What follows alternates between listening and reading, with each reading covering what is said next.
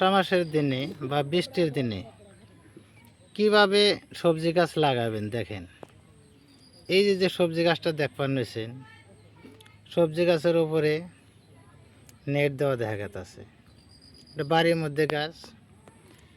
এখন প্রশ্ন আসতে পারে যে এই নেটটা দিছে কে, কিসের জন্য নেট দিয়েছেন? কিন্তু নেট দেওয়ার একটা কারণ আছে। বাড়িতে করলে হাঁস করকে চড়াই আছে, কম বেশি সবারই বাড়িতে আছে। এই গাছ বোনার পরে ওই ঝাড়টার মধ্যে আপনি কুরকা এসা করে কি এসলে ঠ্যাং দিয়ে মারি আগলা করে, আগলা করার পরে বিসি টিসি সব উপরে উঠে যায় আর গাছ হয় না। তার জন্যে যদি প্লাস্টিক দিয়ে দেন, এটা করলে প্লাস্টিক দিয়ে ঢাকা আছিল। এই যে প্লাস্টিকটা দেখবার নিয়েছেন, এই প্লাস্টিকটা দিয়ে ঝাড়টা বিসি বুনে প্লাস্টিক দিয়ে ঢেকে থোয়া হয়েছিল। থোয়ার পরে যখন গাছটা মাথা বেড়েছে, মাটির উপরে উঠছে, প্লাস্টিকটা হরিয়ে দিছি, হরিয়ে দিয়ে ওই নেট বসিয়ে দিছি। এই নেটটার ফাঁস দিয়ে আপনার ওই চারাগোনা বাই করে দিছি। দেখেন এই দেখা যায়, এই দেখেন প্রত্যেকটা গোড়া দেখা গেছে। আর গাছ একটু এরকম ফাঁক ফাঁক লাগাবেন, অত ঘন লাগাবেন না। ঘন লাগালে গাছ আপনি বৃদ্ধি কম হবো, মোড়া তাজা কম হবে, ফল কম ধরবে।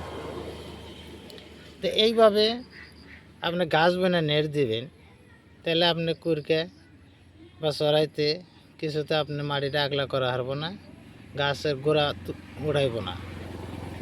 দেখেন ওই বর্ষা মাসের দিন অনেক মানুষ আছে নাই গাছ উড়িয়ে হারেন না, এটা জাত নাও কয় দেশি নাই। এই দেশি নাই আপনার বর্ষা মাসের দিনের জন্য এটা উঠানি খুব ঝুঁকিপূর্ণ। তাই যারা বাড়িতে মা বোনেরা গাছ লাগান, তারা একটা জিনিস মাথায় রাখবেন যে এইরকম ঝাড় বেঁধে ঝাড়ের উপরে আপনার নেট বা প্লাস্টিক দিয়ে আপনি ঢেকে দিবেন। গাছ জ্বালানি পরে ওই নেট বা পেপারটা টেরা করে গাছটা বাই করে দিবেন। নেটের জায়গায় নেট থাকবো বা পেপারের জায়গায় পেপার থাকবো। এইভাবে গাছ বোনেন, গাছের বৃদ্ধিও ভালো হবো, আপনি ফলও বেশি ধরবো। আজকের কথা না বাড়াই, আজকে পর্যন্তই। খোদা হাফেজ।